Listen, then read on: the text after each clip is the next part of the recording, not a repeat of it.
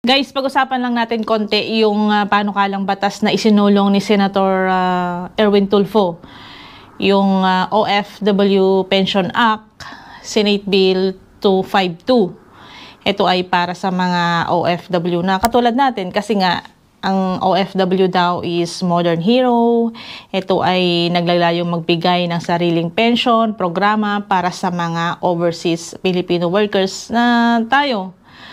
So, sa tingin nyo guys, pabor ba kayo dito sa panukalang batas na to or hindi? Kasi base doon sa interview ni Karen Davila at saka ni Senator Erwin Tulfo, magkakaroon din tayo ng contribution. May contribution ng OFW, may contribution ang government ng Pilipinas. So parang ang mangyayari nito is para siyang SSS. Kung halimbawa na magko-contribution tayo monthly, parang hindi ako pabor. Kasi ang dami na nating nababayaran guys, SSS, PhilHealth, tapos minsan pa yung pag-ibig. Yung pag-ibig, nahuhulugan natin pero hindi natin nakukuha yung mga nahulog natin. Kasi sa pag-ibig, kailangan mo rin ma-reach yung taon kung kailan pwede kang mag-loan. Pero pag hindi mo na-reach yung taon or hindi na-continuous yung hulog mo, paano yung nahulog mo? Di ba wala na? Hintayin natin yung guidelines or advisory na manggagaling sa ating gobyerno kung anong klaseng pension ba to. Kasi base doon sa interview ni Ms. Karen kay Senator Erwin Tulfo, parang kailangan din natin magbayad monthly. So para sa akin guys, hindi ako pabor sa OFW Pension Act na to kung halimbawa monthly tayo maghuhulog. Tapos ang nakalagay pa doon is pag umabot ka ng 60 years old, doon ka lang magpa-pension. Tapos ang makukuha mong pension, depende pa yan sa contribution mo or depende sa hinulog mo.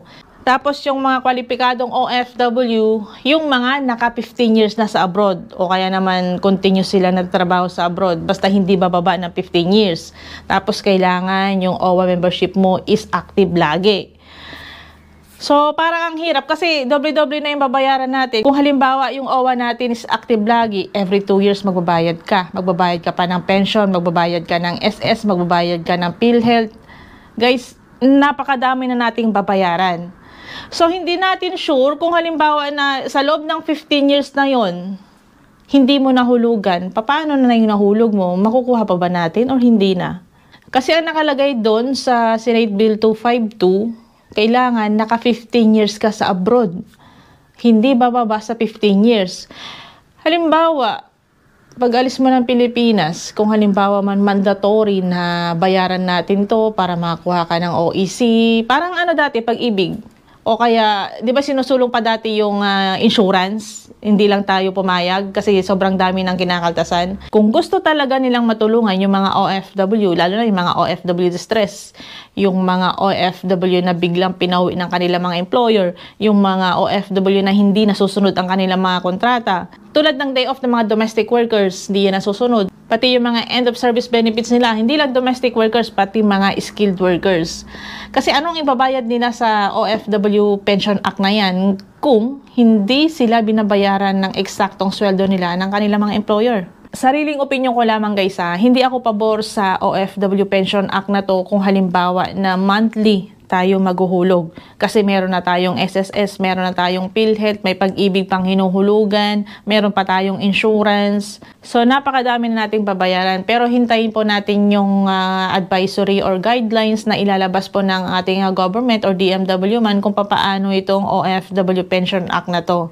Ito pa guys ang isa, nalilito yung mga kababayan natin sa apps. Kung anong apps ang gagamitin nila para sa travel pass. Kung anong apps ang gagamitin nila sa pagkuha ng OEC. Kung anong apps ang gagamitin nila sa pagkuha ng travel pass.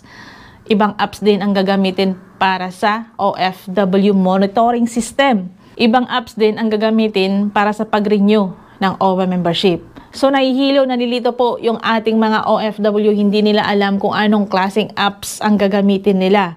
Kasi po kami mga OFW, pagdating po namin sa ibang bansa, merong isang apps lang po ang ginagamit namin.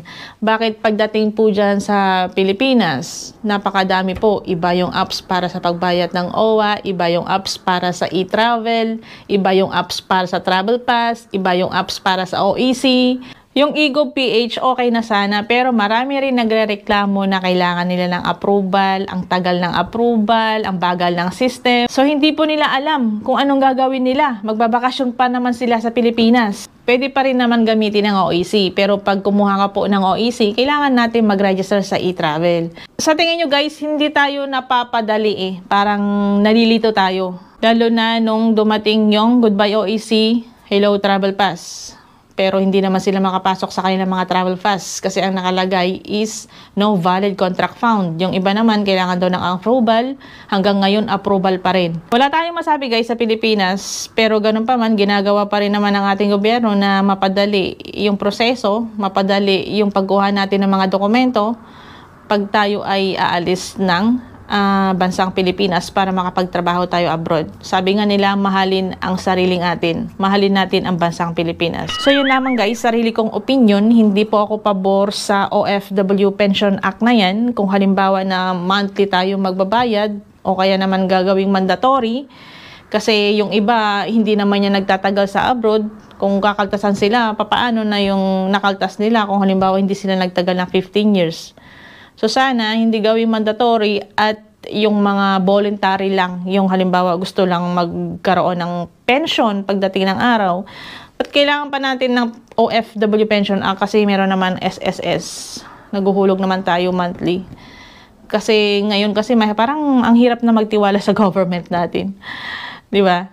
Unang-unang pumapasok sa isip mo corruption.